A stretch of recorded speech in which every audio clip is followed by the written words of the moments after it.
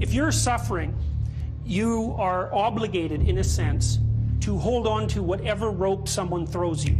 Life can be meaningful enough to justify its suffering. You can tyrannize yourself into doing things, but I wouldn't recommend it. What I would recommend instead is that you ask yourself what you're willing to do. It's a really effective technique. It's like a meditative technique. That's when life is worthwhile.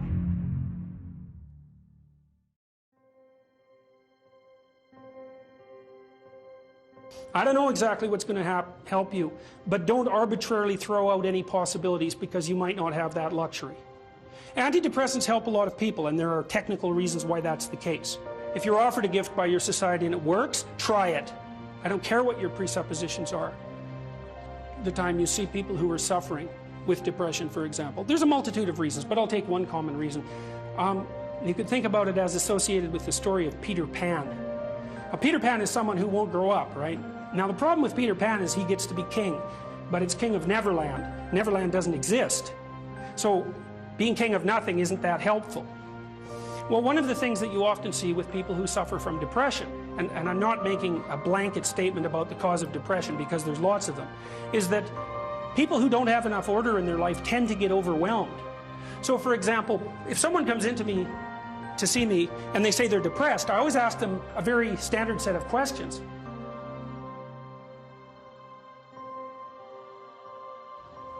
Do you have a job? If you don't have a job, you're really in trouble in our society. First of all, your biological rhythms tend to go off the rails right away because there's no reason to go to bed at any particular time and there's no reason to get up. And for many people, if they don't get up at the same time, they foul up the functioning of their circadian rhythms, and that's enough to make them depressed right off the bat, especially if they start napping during the afternoon. They also don't have a purpose. People aren't good without a purpose, and this isn't hypothesizing. We absolutely understand the circuitry that underlies positive emotion.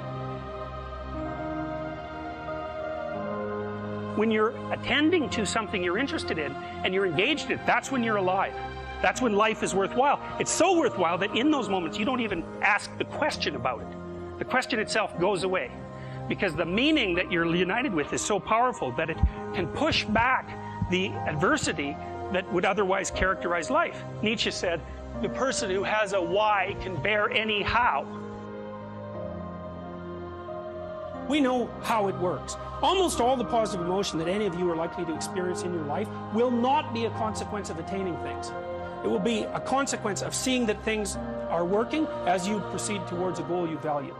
That's completely different. And you need to know this because people are often stunned, for example. They finish their PhD thesis and their presupposition is that they're going to be elated for a month. And often instead they're actually depressed. And they think, oh, what the hell, I've been working on this for 7 years and I handed it in and what do I do now? And that's what depresses them, right? It's the what do I do now? Well, they're fine if they enjoyed it pursuing the thing. As long as it was working out, they get a lot of enthusiasm and excitement out of that because that's how our nervous systems work.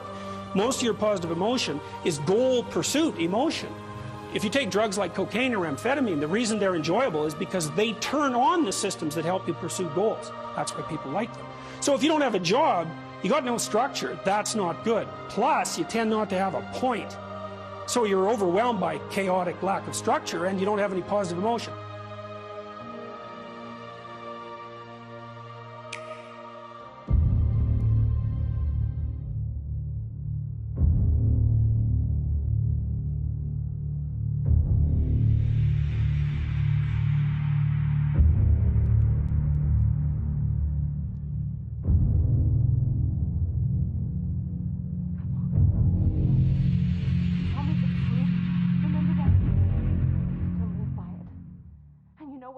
Good about the truth. Everyone knows what it is, however long they've lived without it. Assuming you want to get better, there's usually something you can figure out that would constitute a step towards some sort of concrete goal. And my presumption, it's a behavioral presumption fundamentally, is that small accruing gains that repeat are unbelievably powerful. You can tyrannize yourself into doing things, but I wouldn't recommend it. What I would recommend instead is that you ask yourself what you're willing to do. It's a really effective technique. It's like a meditative technique. So, for example, You can get up in the morning and you can think, well, you know, I'd like to have a good day today, so I'd like to go to bed tonight without feeling guilty because I, you know, didn't do some things I said I was going to do, and I'd like to have kind of an interesting day. So you got to fulfill my responsibilities, and I want to, you know, enjoy the day. Then you can ask yourself, well, what would I have to do in order for that to happen that I would do? And the probability, if you practice this for 3 or 4 days, is your brain will just tell you. It'll say, well, you know, there's that piece of homework that you haven't done for like 3 weeks. You should knock that sucker off because it would only take you 10 minutes, and you've been avoiding it and torturing yourself to death for 72 hours straight. And say, well, let's figure out what your aims are. You got to have some aims, whatever they are. And they might say, well, I'm so depressed I don't have any aims. And then I say, well, pick the least objectionable of the aims and act it out for a while and see what happens. Because sometimes your emotional systems are so fouled up that you have to pretend, you have to act the thing out before you can start to believe it. Life can be meaningful enough to justify its suffering. I thought, God, that's such a good idea. Because it's not optimistic exactly. You know, some people will tell you, well, you can be happy. It's like, those people are idiots.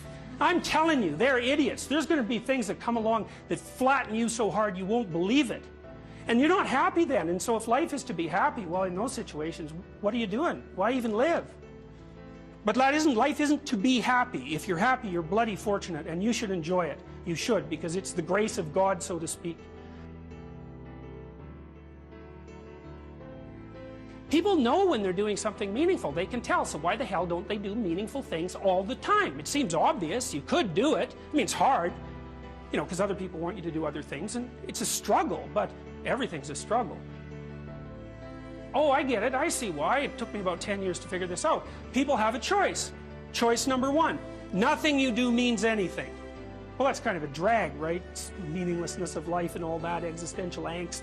You know, that's kind of a pain. But the upside of nothing that you do is meaningful is you don't have to do anything. You've got no responsibility. Now, you have to suffer because things are meaningless, but that's a small price to pay.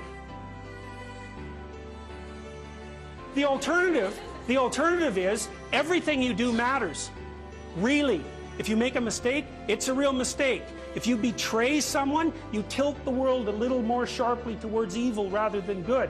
It matters what you do. Well, if you buy that, then you can have a meaningful life. But there's no mucking around. It means responsibility. It means that the decisions you make are important. It means that when you do something wrong, it's wrong. Well, do you want that?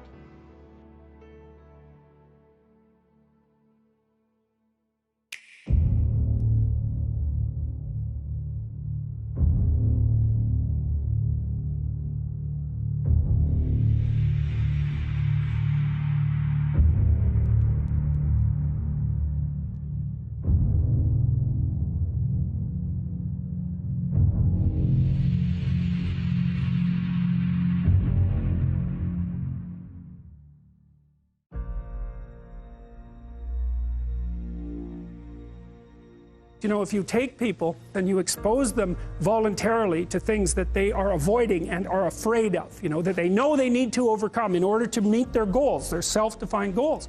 If you can teach people to stand up in the face of the things they're afraid of, they get stronger. And you don't know what the upper limits to that are, because you might ask yourself, like, if for 10 years, if you didn't avoid doing what you knew you needed to do, what would you be like? Well, you know, there are remarkable people who come into the world from time to time, and there are people who do find out over decades-long periods what they could be like if they were who they were, if they spoke their being forward. And they get stronger and stronger and stronger, and we don't know the limits to that. We do not know the limits to that.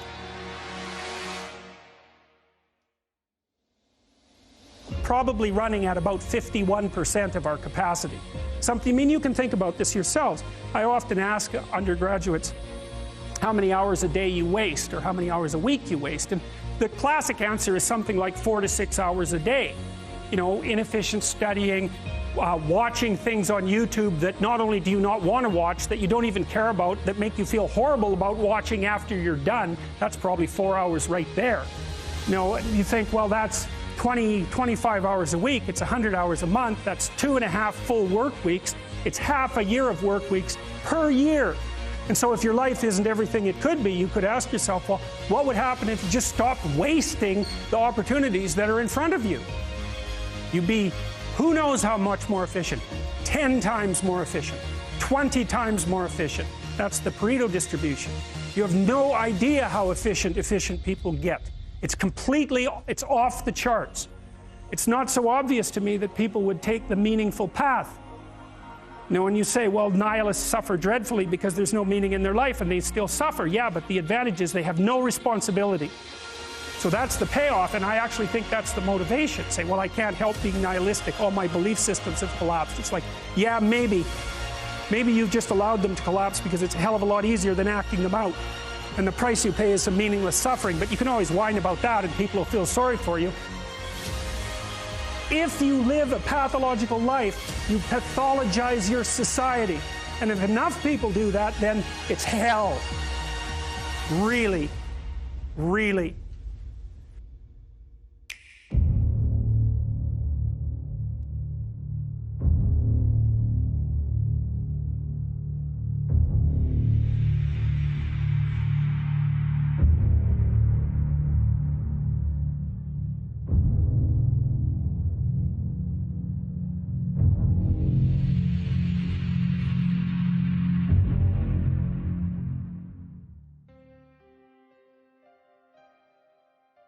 You're asked to outline the place you'd like to end up, which is your desired future, and also the place that you could end up if you let everything fall apart, is so that your anxiety chases you and your approach systems pull you forward. You're maximally motivated then. And it's important because otherwise you can be afraid of pursuing the things that you want to pursue, right? And that's very common. And so then the fear inhibits you as the promise pulls you forward, but it makes you weak because you're afraid. You want to get your fear behind you, pushing you. And so what you want to be is more afraid of not pursuing your goals than you are of pursuing them. Putting yourself in a challenging mind frame is much easier on you psychophysiologically because you don't go into the generalized stress response to the same degree. And you're activating your exploratory and seeking systems, which are dopaminergically mediated and that involve positive emotion. So if you can face something voluntarily rather than having it chase you, it's way better for you psychophysiologically. So that's partly why, well, it's worthwhile to go find the dragon in its lair instead of waiting for it to come and eat you. So, and especially when you also add the idea that if you go find the dragon in its lair, you might find it when it's a baby instead of a full-fledged bloody monster that is definitely going to take you down. Don't avoid small problems that you know are there. Face them, because they'll grow into big problems all by themselves. And you can think about, imagine the tax department sends you a notification. You owe them like $300. Well, it's you know, that's annoying. Maybe you don't even want to open the letter. Or maybe if you do, you just put it on the shelf. But that damn thing doesn't just sit there like a piece of paper on the shelf, right? You ignore that for 5 or 6 years, it's going to become attached to all sorts of horrible things. And if you ignore it long enough, you get the idea. It's going to turn into something that is completely unlike the little piece of paper that it's written on. And many, many problems in life are like that. You'll see that they pop their ugly little head up, and you know, and you might want to turn away. You might not want to think about it, which is the easiest way of turning away, right? You just don't attend to it. You know, if you could have your life the way you wanted it in 3 to 5 years, if you were taking care of yourself properly, you know, what would you want from your friendships? What would you want from your intimate relationship? How would you like to structure your family? What do you want for your career? Well, how are you going to use your time outside of your job? And how are you going to regulate your mental and physical health, and maybe also your drug and alcohol use? Because that's a good place to auger down, you know, because alcoholism, for example, wipes out, you know, 5 to 10% of people. So you want to keep that under control. And then, so maybe you develop a vision of what you would like your life to be, and that associates the goal. Well, once the goal is established, and then you break down the goal into micro processes that you can implement, the micro processes become rewarding in relation to their causal association with the goal, and that tangles in your incentive reward system, and that's the thing that keeps you moving forward. And the way it works is that it works better if it produces positive emotion when it can see you moving towards a valued goal. Okay, well, what's the implication of that? Better have a valued goal, because otherwise you can't get any positive motivation working out. And so the more valuable the goal, in principle, the more the micro processes associated with that goal start to take on a positive charge. And so what that means is, well, you get up in the morning and you're excited about the day. You're ready to go. And so as far as I can tell, what you do is you specify your long-term ideal. Maybe you also specify a place you want to stay the hell away from so that you're terrified to fail as well as excited about succeeding, because that's also useful. You specify your goal. You do that in some sense as a unique individual. You want to specify goals that make you say, oh, if that could happen as a consequence of my efforts, it would clearly be worthwhile. Because the question always is, why do something? Because doing nothing is easy. You just sit there and you don't do anything. That's real easy. The question is, why would you ever do anything? And the answer to that has to be because you've determined by some means that it's worthwhile. Number one, specify your damn goals, because how are you going to hit something if you don't know what it is? That isn't going to happen. And often people won't specify their goals too because they don't like to specify conditions for failure. So if you keep yourself all vague and foggy, which is real easy because that's just a matter of not doing as well, then you don't know when you fail. And people might say, well, I really don't want to know when I fail because that's painful. So I'll keep myself blind about when I fail. That's fine, except you'll fail all the time then. You just won't know it until you've failed so badly that you're done. Okay, so once you get your goal structure set up, you think, okay, if I could have this life, looks like that might be worth living, despite the fact that it's going to be, you know, anxiety-provoking and threatening, and there's going to be some suffering and loss involved in all of that.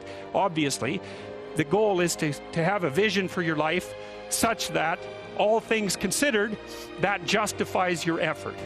Okay, so then what do? Well, then you turn down to the micro routines. It's like, okay, well, this is what I'm aiming for. How does that instantiate itself day to day, week to week, month to month? And that's where something like a schedule can be unbelievably useful. Google Calendar. It's like, make a damn schedule and stick to it. Okay, so what's the rule with the schedule? It's not a bloody prison. That's the first thing that people do wrong. They say, well, I don't like to follow a schedule. It's like, well, what kind of schedule are you setting up? Well, I have to do this, then I have to do this, then I have to do this, you know, and then I just go play video games, because who wants to do all these things that I have to do? It's like, wrong. Set the damn schedule up so that you have the day you want.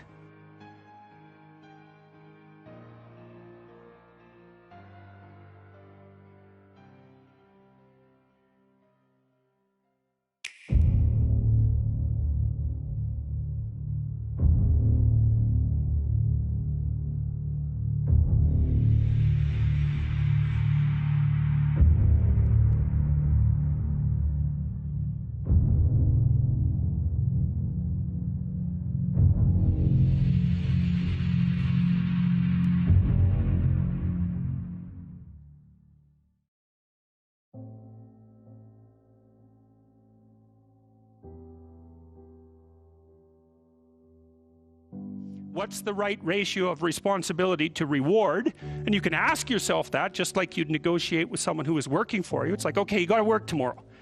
Okay, so I want you to work tomorrow. And you might say, okay, well, what are you going to do for me that makes it likely that I'll work for you?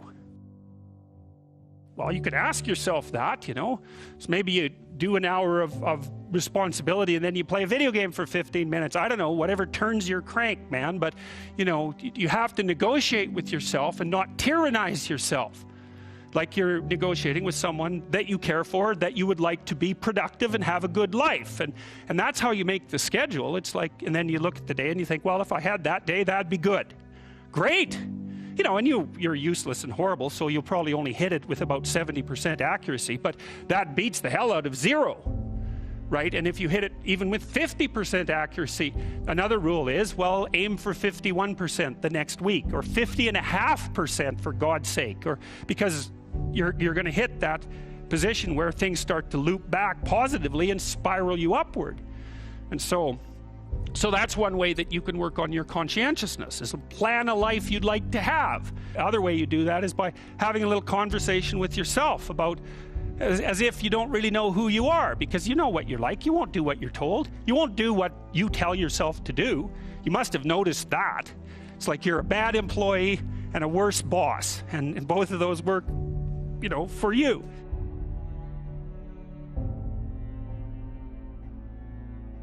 You don't know what you want to do, and then when you tell yourself what to do, you don't do it anyways. You should fire yourself and find someone else to be. But you know, my point is that you have to understand that you're not your own servant, so to speak. You're someone that you have to negotiate with, and you're someone that you want to present the opportunity of having a good life to. And that's hard for people because they don't like themselves very much. So, you know, they're always like cracking the whip and then procrastinating, and cracking the whip and then procrastinating. And it's like, God, it's so boring and such a pathetic way of spending your time. And you know what that's like because you probably waste like 6 hours a day. And I think we did an economic calculation about that a while back, right? Your time's probably worth $50 an hour, something like that. I mean, you're not getting paid that now, but you're young, and so this is investment time, and what you do now is going to multiply its effects in the future. So let's say it's $50 an hour, which is perfectly reasonable. So if you waste 6 hours a day, and you are, then you're wasting about $2,000 a week, or about $100,000 a year. So like, go ahead, but that's what it's costing you every hour. And you need to know what your damn time is worth. So let's say it's not $50, it's 30. Whatever, maybe it's 100, it's somewhere in that range. One of the things you should be asking yourself is, when you spend an hour, was that, well, would have I paid someone $50 to have had that hour? And if the answer is no, it's like, well, maybe you should do something else with your time. And it depends on whether or not you think that your time's worthwhile. But the funny thing about not assuming that is, if you assume your time isn't worthwhile, what happens is you don't just sit around sort of randomly in a state of responsibilityless bliss. What you do is you suffer existentially. And so that seems like a stupid solution.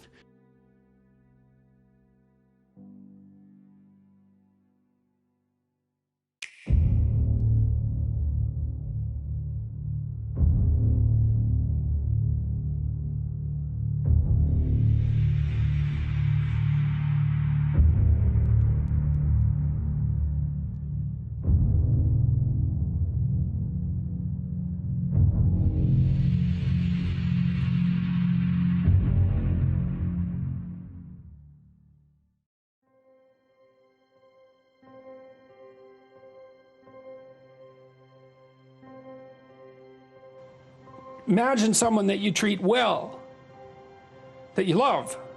Then try to treat yourself that way. You got to detach from yourself a bit. You got to think, okay, well, I'm a person among other people, and I deserve at least as much respect as a person among other people, and I should be trying to help myself across time.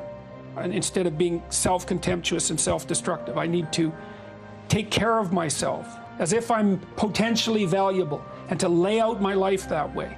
And so that's what that chapter is about. And it's hard for people, you know. They don't take care of themselves as well as they should. And I don't mean, you know, take care of yourself. I mean, that isn't what I mean. It's like, it's not a moralistic attack. It's like, it's an encouragement to give yourself a bit of the benefit of the doubt. Take care of your room, take care of your things, like have some respect for yourself. It's like there is a lot of potential within you, and there's many things that you can do, and you're necessary more than you think to the unfolding of things. Like, if you make a bunch of bad decisions, things get worse, not just for you, like things get worse. And so it matters what you do, and so part of what you do is you want to treat yourself as if what you do matters. And so you want to have some respect for yourself.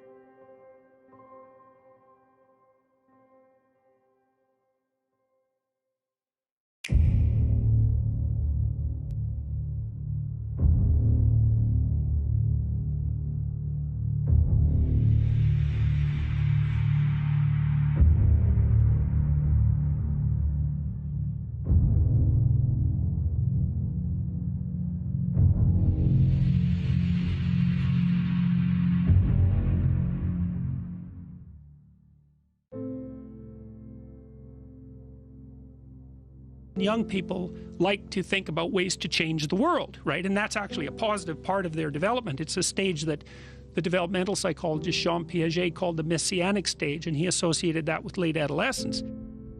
While young people want to change the world, the problem is that that's been harnessed into attempts to change other people. But that isn't what you should do. If you want to change the world, you should change yourself. In the sense that Alexander Solzhenitsyn said when he analyzed the Soviet Union, he said, don't be thinking that the line that divides good from evil runs down a political spectrum or countries or something like that. It runs down right down the middle of your soul. And if you want to sort out the world, then what you do is you sort yourself out. It's a serious business.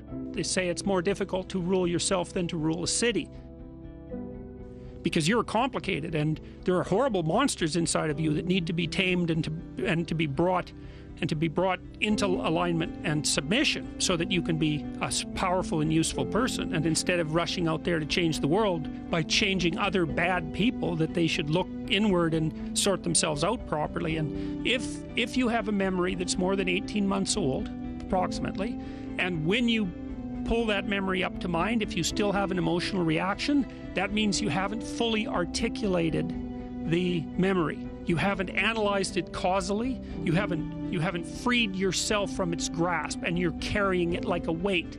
And your brain responds to that. Like the more weight you're carrying like that, more baggage, let's say, the more of the stress hormone cortisol your brain produces. And cortisol makes you old. Divide your life up into 6 epochs. And then divide each of those, that might be, say, birth to kindergarten, and then maybe elementary school, and then maybe junior high school, however you want to do it. And then to write about the emotionally significant events in each of those epochs, and then to describe their effects on you, and then to analyze how you did in those situations, what you might have done differently, what you might do differently in the future, to straighten out your past.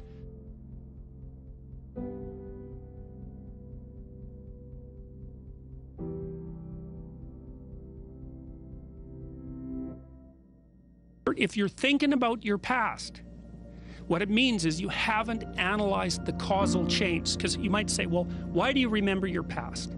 Well, you might say, well, it's in order to have an objective, record of the past. It's like it has nothing to do with that. There's only one reason you remember the past, and that's to be prepared for the future. That's why you remember the past. And so what you're supposed to do is take the past and extract out from it wisdom. And wisdom is the ability to avoid stumbling blindly into ditches.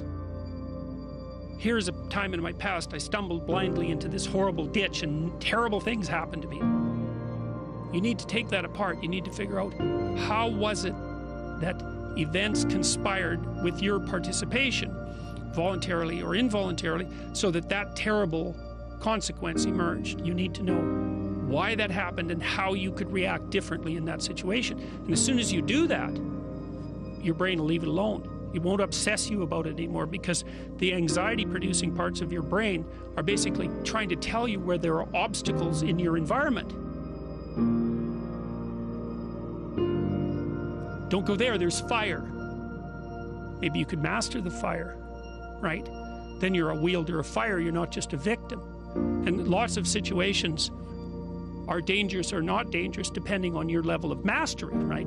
Life is like that. And so a negative emotion that's associated with a memory is something that's crying out for mastery, and writing can really help with that. You're reorganizing your brain when you write autobiographically.